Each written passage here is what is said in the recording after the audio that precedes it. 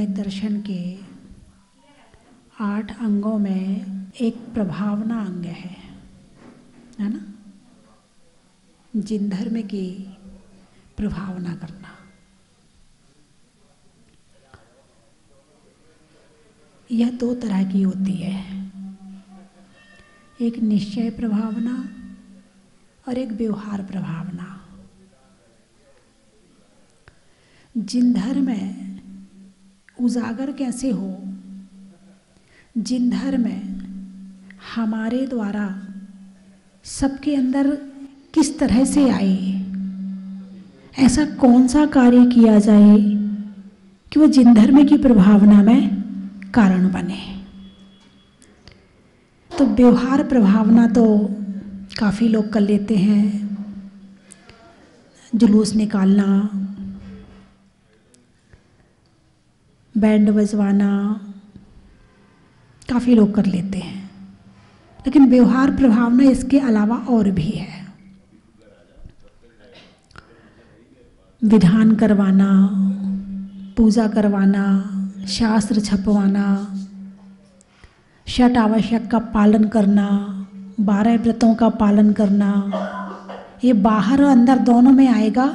लेकिन मूल रूप से भी बाहर नजर आ रहा, आपने उपवास किया दिख रहा है, उपवास आपने किया है, दूसरों को लग रहा हाँ आज इसने भोजन नहीं किया। इसमें खुद की और दूसरों की दोनों प्रभावना हो रही है। आप पूजा करते हैं तो पूजा करने में क्या होता है, आप दिख रहा है कि बहन जी पूजा कर रही हैं, पीली साड़ी पहन के जाते हो। पीली साड़ी पहनना भी प्रभावना का कारण हो गया, क्योंकि दूर से देख के पता चल गया ये पूजा में जा रही हैं, ये विधान में जा रहे हैं, है ना। मतलब कपड़े भी ऐसे पहने जाएं जिससे जिन धर्म की प्रभावना हो जाए। आप यदि घर से पीले वस्त्र पहनकर मंदिर जा रहे हो और रास्ते में कई घर पड़ते हैं, जिसकी नज़र आपके ऊपर पड़ेगी उसे क्या याद आएगा?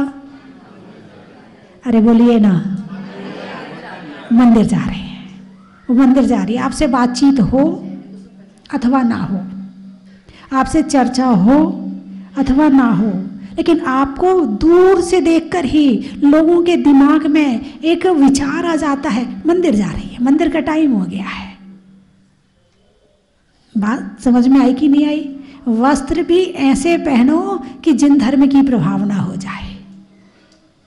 अब आजकल के लोग वो आधी आधी टांग के पहन के निकलते हैं सुबह से, क्या प्रभावना करेंगे? आधी टांग की तो पहनते, वो क्या पहनते हैं, नाम क्या, वो नाम तो देखो मुझे पता नहीं है, नाम सुनना भी नहीं चाहती मैं, और देखने में अच्छा नहीं लगता, मैं सुनना भी नहीं चाहती इसका नाम क्या है। ऐसी चीज का नाम लेना ही नहीं चाहिए, याद ही नहीं होना चाहिए ऐसी चीज का नाम। तो वस्त्र से भी प्रभावना, ऐसे वस्त्र पहने जाएं जिससे अंगोपांग ना दिखें, आपकी संस्कृति नजर आए, आपका व्यवहार, आपकी शालीनता नजर आए, हैं, ये भी प्रभावना का कारण है। और यदि आपने ऐसे कपड़े पहने कि दूसरे का मन खराब हो जाए, दूसरे के मन में कामना जागृत हो जाए, ऐसे कपड़े पहने हैं, तो वो यदि जिन धर्म की प्रभावना आपके वस्त्रों से हो सकती है और वो पूर्णबंध में कारण हो सकती है, तो गंदे वस्त्र पहनने से अप्रभावना होती है और पाप का कारण होता है। यानी पाप के कितने रास्ते हैं, कहाँ कहाँ से आता है। एक बार बैठ के आप लिख के देखो तो सही, थोड़ा हिसाब किताब करो तो सही कि कहाँ कहाँ से पाप आ रहा है। जब उदय आता है तब कहते अरे हमने ऐसा कोई काम तो किया नहीं। अब जी मतलब कोई सोच सकता है कि ऐसे वस्त्रों को पहनने से पाप का बंध होता, कोई सोच सकता है क्या? सोच में भी नहीं आ सकती बात ये तो एक जैन धर्म ऐसा धर्म है जो हमें छोटे छोटे पापों से भी बचा लेता है, और छोटे छोटे पाप इकट्ठे हो जाएं तो बड़े पाप बन जाते हैं। यदि रात को तुम्हारा नल टपक रहा है एक एक बूंद, तो आप क्या करते हो? रात को सोते समय बाल्टी लगा के सो जाते हो, सुबह तक बाल्टी भर जाती है ना। मतलब एक एक बूंद पानी टपका तो रात भर में बाल्टी भर गई। ऐसे ही एक एक बूंद कर्म आया, पाप कर्म आया, तो वो कब वो बाल्टी भर जाए उसकी पता नहीं चलेगा। इसलिए जहाँ जहाँ से पाप आ रहा है, और मतलब ऐसा नहीं है कि आप वैसे वस्त्र पहनो, कोई आपका जैसे स्कूल की ड्रेस होती है कि स्कूल की ड्रेस ऐसी पहनोगे तो आपको स्कूल में एडमिशन दिया जाएगा वरना नहीं दिया जाएगा, ऐसा नहीं है। आप अपनी मर्जी से पहन रहे हैं, आप अपनी इच्छा से पहन रहे हैं, आप अपनी खुशी से पहन रहे हैं। आपको पता नहीं है कि ऐसे वस्त्रों को पहनने से पाप भी लगता है। ये मान रही हूं मैं आपकी बात, क्योंकि बहुत सारे पापों में एक बहुत बड़ा पाप है, बहुत बड़ा कारण है अज्ञानता। क्या है? अज्ञानता। अब जैसे कि अब आपको पता नहीं है कि ऐसे वस्त्रों को पहनने से पाप लगता है, तो पाप लगेगा कि नहीं लगेगा? अरे बोलिए ना, लगेगा कि नहीं लगेगा? हैं? जैसे एक बिजली का तार खुला पड़ा है, ठीक है, और यदि आपने उसको पकड़ा, आपको पता नहीं है ना, तो धीरे से पकड़ोगे जोर से पकड़ोगे? जोर से पकड़ोगे, करंट कितना लगेगा? ज़्यादा लगेगा। और यदि आपको पता है कि इसमें करंट है और फिर पकड़ोगे तो अच्छा पकड़ेंगे नहीं, तो बड़ी अच्छी बात है। एक व्यक्ति आया, बोला माता जी एक बात बताओ, मैं रात में खाना खाता हूँ। अच्छा, तो और मुझे पता नहीं है कि रात में खाने में पाप लगता है, तो मुझे पाप तो नहीं लगेगा? मैंने कहा तुम्हें डबल पाप लगेगा। बोले क्यों?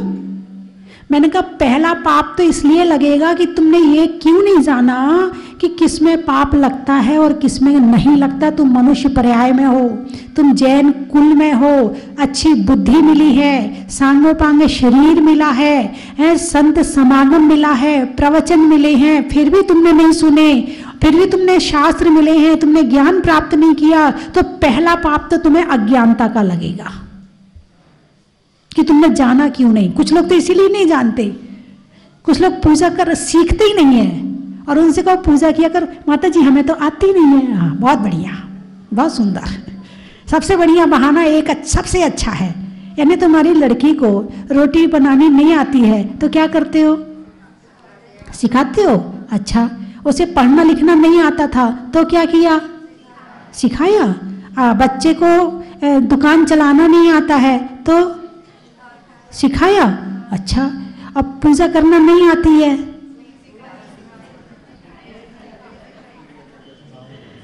यदि छोड़ देते हो तो जो सबसे जरूरी होता है, जो सुख का कारण होता है, जो पापों का नाश करने वाला होता है, जो तुम्हें बुरे स्थान से उठाकर अच्छे स्थान में रखने वाला होता है, जो मोक्ष मार्ग दिखाने वाला होता है, वो सारी चीजें छोड़ रखी हैं और फिर कहते हो अरे हमने ऐसा कोई काम तो, ऐसे भोले बन जाते हो, ऐसे भोले बन जाते हो कि इनके बराबर भोला प्राणी, सीधा प्राणी तो कोई है ही नहीं है दुनिया में। और जब कहीं संसार का काम आए तब देखो, पूछ नहीं सकते थे, हमें बता नहीं सकते थे, अपने मन से कर ली, हो गई ना गलत, पहले पूछा करो हमसे, बड़े होशियार बन जाते हो। और धर्म का मामला आए तो नहीं, हमें तो आते नहीं, हम तो अज्ञानी है। अब अज्ञानी है तो ज्ञानी कैसे बनोगे? आपके यहाँ पंडित जी हैं, कितने लोग हैं जो स्वाध्याय में जाते हैं? समाज कितने घर की है? यदि एक एक परिवार से एक एक भी आए, 400 घर हैं, तो 400 लोग तो एक एक घर से यदि एक एक व्यक्ति भी हो तो कितने हुए? और आते कितने हैं? जो सुख का कारण है, ज्ञान सुख का कारण है। क्या? ज्ञान, ज्ञान से तो सुख मिलता है। अब मान लो टेंशन हो रही है, ठीक है, अब आपने प्रवचन सुने, ऐसे बहुत लोगों से मैंने सुना, बोले माता जी आपके प्रवचन सुन के बहुत देर तक बड़ा हल्कापन लगता है, ऐसा लगता है कि सब टेंशन खत्म हो गई है।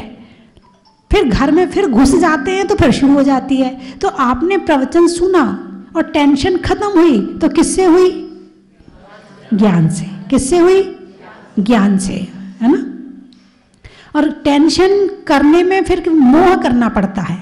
मोह हो तो टेंशन है, और मोह गया तो ज्ञान आया, और ज्ञान आया तो टेंशन गई। तो पंडित जी आपके यहाँ इतने विद्वान हैं, इतने विद्वान हैं कि हम साधु संत भी इनके साथ बैठ के स्वाध्याय करते हैं, इतने विद्वान हैं। और आप दीपक रखा है फिर भी गड्ढे में गिर रहे हो। आपके यहाँ तो एक प्रज्वलित दीपक है यहाँ पर, और आप स्वाध्याय ना करें, ओहो हो, मैं कुछ नहीं कह सकती उसके लिए। और घर, रही बात घर गृहस्थी की, हाँ माता जी क्या करें, गृहस्थी है ना, अब बच्चे भी हैं, बच्चों को भी देखना पड़ता है, दुकान भी देखना पड़ता है, अब क्या करें माता जी, रिश्तेदारी में भी जाना पड़ता, टाइम मिल जाता है, हाँ वहाँ जाने का तो टाइम मिल जाता है, मोबाइल चलाने का टाइम मिल जाता है, हाँ वो भी मिल जाता है, व्हाट्सएप चला लेते, हाँ वो भी चला लेते, टीवी चला लेते, हाँ वो उसमें भी निकाल नहीं पड़ता, क्या करें माता जी। स्वाध्याय करने का टाइम मिलता, क्या करें माता जी, टाइम है ही नहीं है बिल्कुल। एक व्यक्ति मंदिर जा रहा था, रास्ते में एक दुकान छोटी सी पड़ी, तो उसने उससे कहा भाई चल मंदिर। बोले क्या करें, मरने की भी फुर्सत नहीं है। जब वो व्यक्ति मंदिर जाके लौट के आया तो वो अखबार पढ़ रहा था। बोले भाई क्या कर रहा है? बोले समय काट रहा हूं। विदाउट वर्क बिजी, काम है नहीं और बिजी पूरे हैं। अब घर में दादा दादी है, कितना काम है घर में, बहू निपटा लेती है। अब दादा दादी फिर भी स्वाध्याय में नहीं जाते, पता नहीं क्या संस्कार है, क्या है, फुर्सत भी है, घर में पड़े हैं, टीवी देख रहे हैं, कुछ भी करते रहेंगे, घर नहीं छोड़ेंगे। तो पंडित जी यहाँ पर हैं, आप तो इन्हें पकड़ लो। मैंने तो पंडित जी से कहा था आप जहाजपुर रहो, जिस समय मैं वहाँ थी जहाजपुर रहो। वहाँ जब मैं जहाजपुर में थी तो वहाँ एक पंडित रतन लाल जी काला थे, वो वहाँ से 7 किलोमीटर दूर रहते थे और उनका सैद्धांतिक ज्ञान बहुत अच्छा था। तो करीब 2.5-3 साल उनको मैंने बुलाया और 3 साल लगातार उन दिनों में 2 बार कर्मकांड, लब्धि सार, छपड़ा सार हैं और षटखंडागम की कई पुस्तकें उस समय मैंने स्वाध्याय किया। मैं तो चाहती हूं कि विद्वानों का सानिध्य मिले और आपको मिला हुआ है,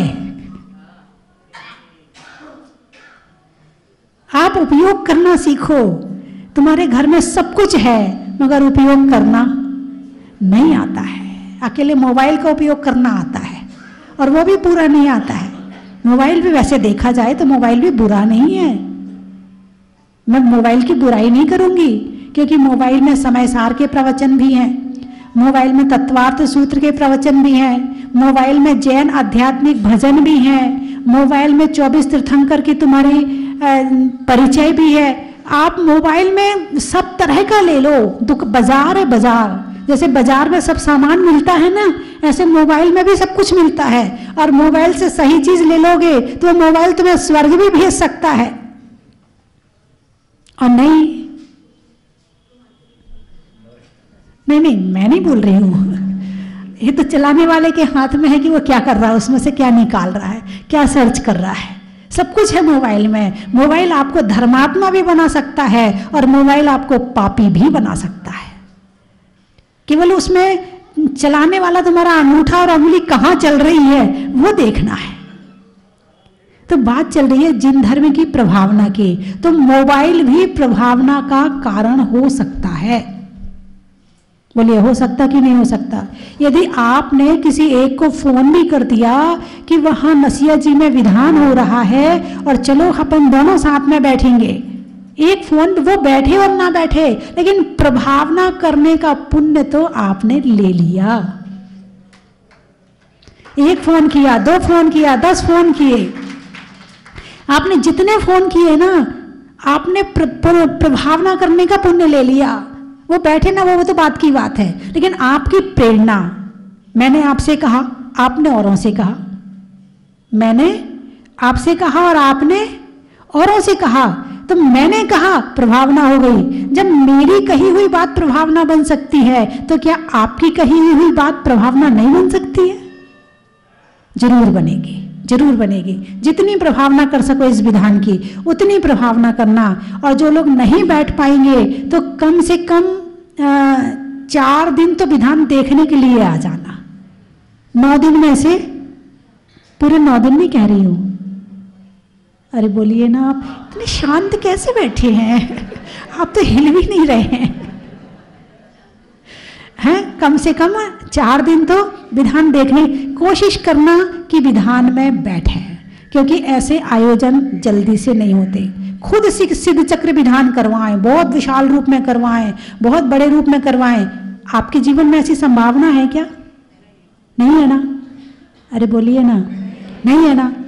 कम से कम आपके जीवन में ऐसी संभावना नहीं है तो जहां हो रहा है वहां बैठ के ही लाभ उठा ले।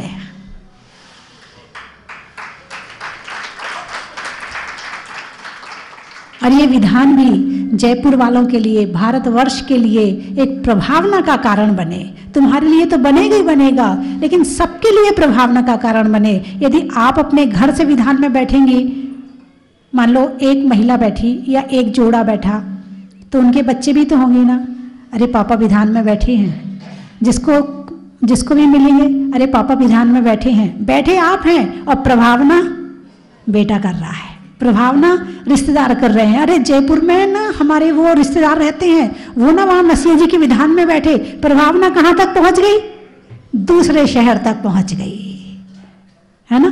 तो बड़ी छोटी छोटी बातों से हम पापों का नाश कर सकते हैं, पुण्य का प्रकाश कर सकते हैं और अपने जीवन में अच्छे मार्ग का चयन कर सकते हैं। और ये मार्ग मीरा मार्ग से मिलेगा।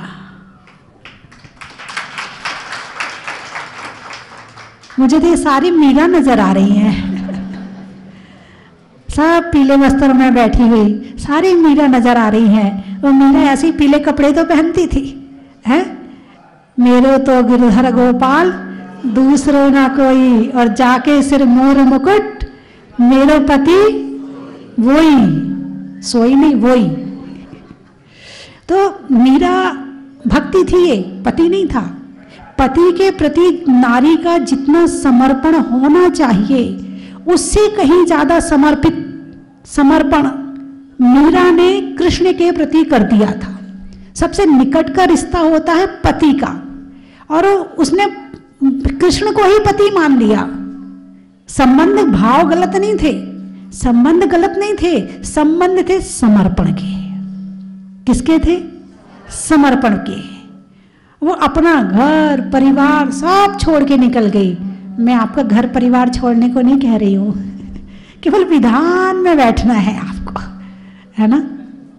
तो बड़ा अच्छा लगा मीरा मार्ग में आकर, मीरा मार्ग की मीराओं को देखने का बड़ा अच्छा लग रहा है देख करके। और जैसे मैं यहाँ की तारीफ कई दिनों से सुन रही हूँ, और आपके यहाँ की कार्यकारिणी, आपके यहाँ के अध्यक्ष मंत्री, आपके यहाँ के मेंबर सभी सब बहुत भक्ति वाले हैं। परसों जब मैंने वहाँ कहा सांगानेर में कि मैं हो सकता है कि कोई दीक्षा भी जयपुर में हो जाए,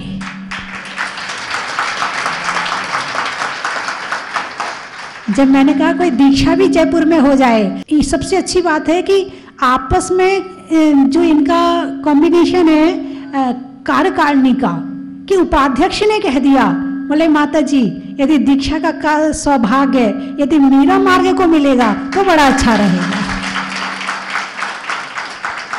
बहुत अच्छा लगा कि मतलब स्वयं समर्पित होकर स्वयं भावों से कह रहे हैं कि हमारे यहाँ करवाओ कार्यक्रम। यानी लोग तो मेहनत करने से डरते हैं, अभी माता जी आ जाएंगी तो चौका लगाना पड़ेगा, हमारे घर की महिलाएं परेशान हो जाएंगी, अब रोजाना जाना पड़ेगा, दुकान डिस्टर्ब, ऐसा भी सोच सकते थे। लेकिन नहीं, आगे आके नहीं, हमारे यहाँ कार्यक्रम करवाओ। हम चाहते हैं यदि कार्यकारिणी अच्छी होती है तो पूरा समाज पुण्य कमाता है। पूरा समाज धर्म के मार्ग पे चलता है, एक एक घर में दीपक जलता है धर्म का। तो बड़ा अच्छा लगा यहाँ आकर। और हमारी प्रवास समिति लगातार प्रतिदिन हर तरह से पूरी मेहनत कर रही है, उनके साथ और भी लोग लगे हुए हैं। एक नहीं, प्रवास समिति भी छोटी नहीं, अब तो बड़ी होती जा रही है, धीरे धीरे जोड़ते जा रहे हैं लोगों को। और यहाँ संयोजक बनाना है किसी को, तो उन्हें संयोजक बनाए, बना दिया। सेठी जी, राजेंद्र जी, आपके दो नाम है क्या? एक ने कहा राजेंद्र और एक ने कहा सेठी। अच्छा, अधूरा अधूरा बोल रहे थे। अच्छा अच्छा अच्छा अच्छा अच्छा, तो आप जैन नहीं है क्या? जैन है? इनमें जैन तो किसी ने कहा ही नहीं, और आपने कह दिया पूरा हो गया, तो मैं कैसे मान लूं? बात समझ में आई कि नहीं आई? एक ने कहा राजेंद्र, एक ने कहा सेठी, जैन किसी ने नहीं कहा। मुझे पूछना पड़ा आप जैन हैं क्या? अपने नाम के आगे जैन जरूर लगाएं। सेठी बाद में, वो काला बाद में, वो अच्छे भले गोरे को काला बना देते हैं राजस्थान वाले, और दुबले पतले को सेठ बना देते हैं। तो सब कुछ बाद में है, पहले जैन है। इसलिए ज़्यादातर जैन शब्द का प्रयोग करें। वैसी तो संख्या घट रही है इसी सेठी। अब आपको एक बहुत अच्छी बात बता दूं, जो एक कोई ताराचंद जी बड़जात्या हैं जो फिल्म इंडस्ट्री में है, लेकिन मैं कभी नाम तो उनका पहले पढ़ा था, लेकिन कभी ये नहीं जानते थे कि वो जैन है। ये तो राजस्थान में आके पता चला मुझे कि ये सब जैन होते हैं। मैं अपनी बात बता रही हूं, तो मेरे जैसे बहुत होंगे कि जो आपको जैन नहीं समझते होंगे। तो आपकी पहचान जैन से है। कभी भी कहो पहले जैन कहो। राजेंद्र जैन सेठी, राजेंद्र जैन काला, राजेंद्र जैन पाटनी, जो भी है पहले जैन है। ठीक है? अरे बोलिए ना, समझ गए? तो आज से ऐसे ही करोगे। कौन कौन करेगा? हाँ जी मनीष जी, आपने हाथ नहीं उठाया, उठा दिया? आपने हाथ जोड़ लिए थे, श्रेष्ठ, बहुत बढ़िया। और मैं देख रही हूँ कि किस किस ने जैन लगाने के लिए संकल्प ले रहे हैं। हाँ उठाओ उठाओ, देख तो लूं। काला कोट, आज से सबके जैन लगाना, विधान तक का नियम है। जब तक विधान होगा ना 20 तारीख तक, तब तक जैन लगाकर ही अपना नाम बोलना है। ये नियम है आप सबका, ठीक है? और कुछ बताना है क्या? किस बात की? दीक्षा की? तो जो दीक्षाएं होनी वो तो होनी है, एक आध तो यहाँ से भी हो जाएंगी। अच्छा, एक दीक्षा दिलवाने वाले हो? अच्छा नहीं नहीं नहीं नहीं, कोई बात नहीं, कोई बात नहीं है। मैं तो वैसे पूछ रही थी, देखें कोई आ जाए, शायद हो जाए, किसी का भाग्य जाग जाए, हो जाए किसी के अंदर। क्या पता चलता है कि माता जी हमें भी चाहिए ऐसी पुण्यात्मा। मैं 3 चीज़ें बोलूँगी, आपको कहना बड़ा ही महत्व है।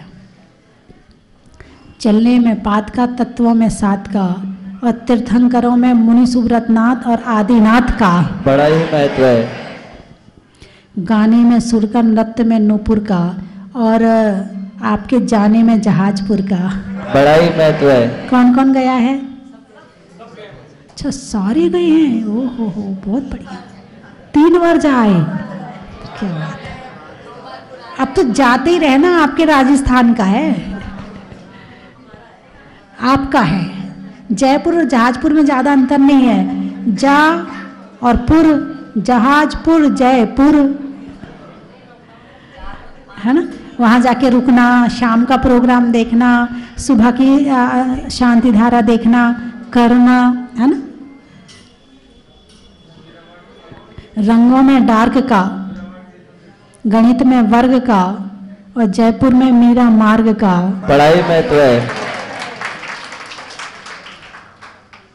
रहने में भारत देश का, घोड़े की रेस का, और आने वालों में SFS का बड़ा ही महत्व है।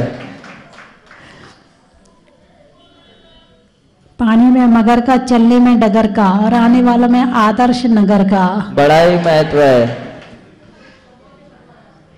चीती में फुर्ती का, सलवार में कुर्ती का, और मुल्तान की मूर्ति का।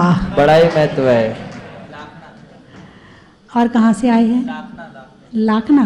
अनाज में चना का, गर्मी में पना का, और आने वालों में लाखना का। बड़ा ही महत्व है। अच्छा, और कहाँ से आए? सब मीरा मार्ग के हैं, प्रतापनगर वाले बैठे हैं। अच्छा, पानी में मगर का, बातों में अगर मगर का, और आने वालों में प्रतापनगर का। बड़ा ही महत्व है।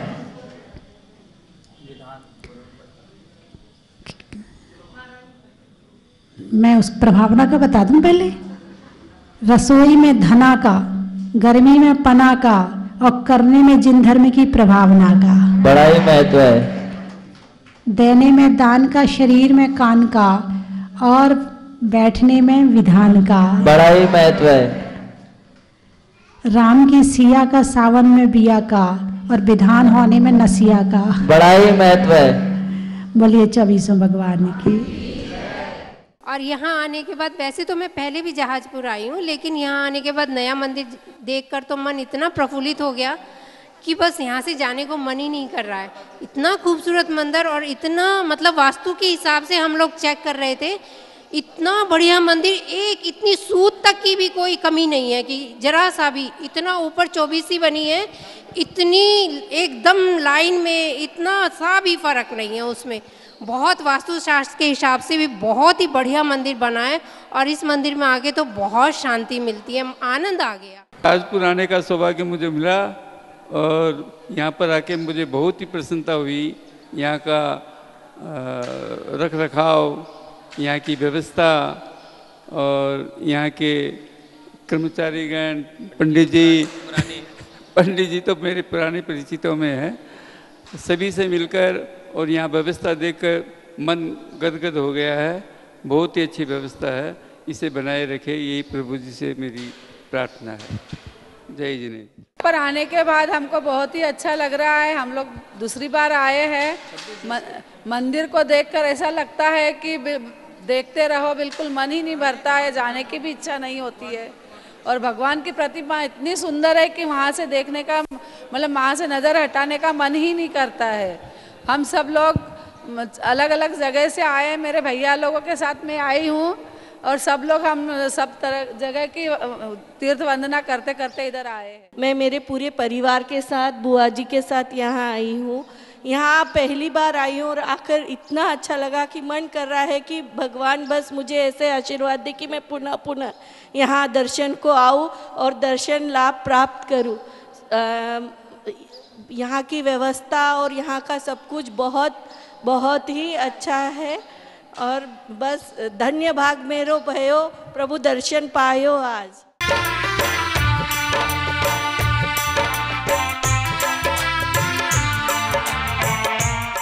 जय जिनेन बंधुओं, एक इतिहास रचा गया जिसके साक्षी आप और हम सब बने।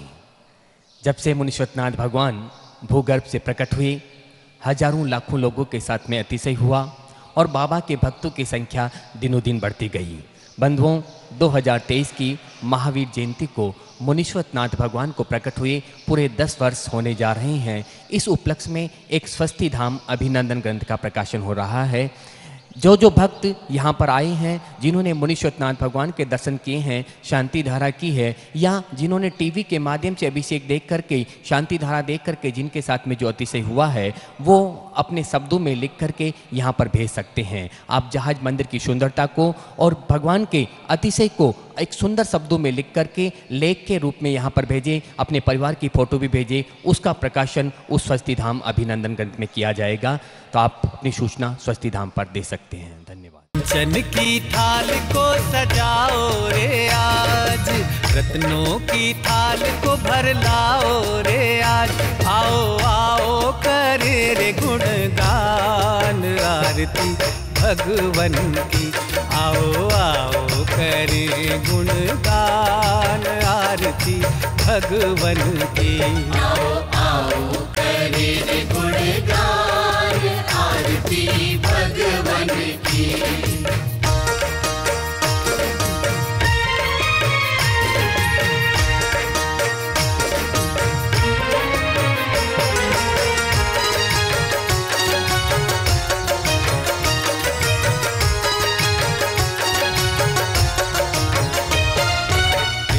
सुमित्र के राज दुलारे, माँ पद्मा जी के नैनों के तारे।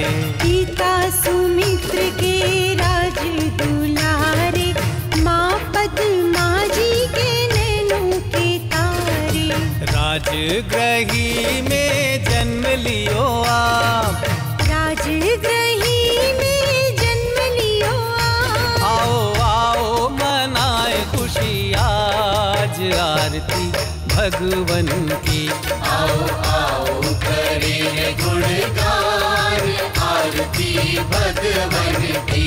आओ आओ करें गुणगान आरती भगवन की।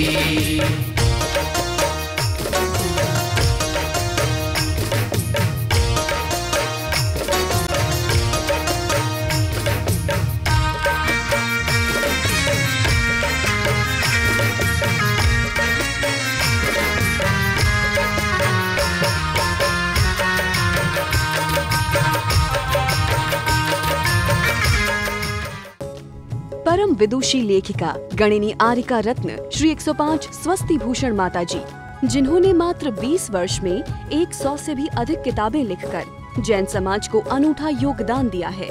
बड़े बड़े विधान जैसे कल्पद्रुम महामंडल विधान, सिद्ध चक्र महामंडल विधान, इंद्रध्वज महामंडल विधान एवं विशेष जिनपद, पूजांजलि आदि महत्वपूर्ण साहित्य बहुत ही सरस, सरल व सुबोध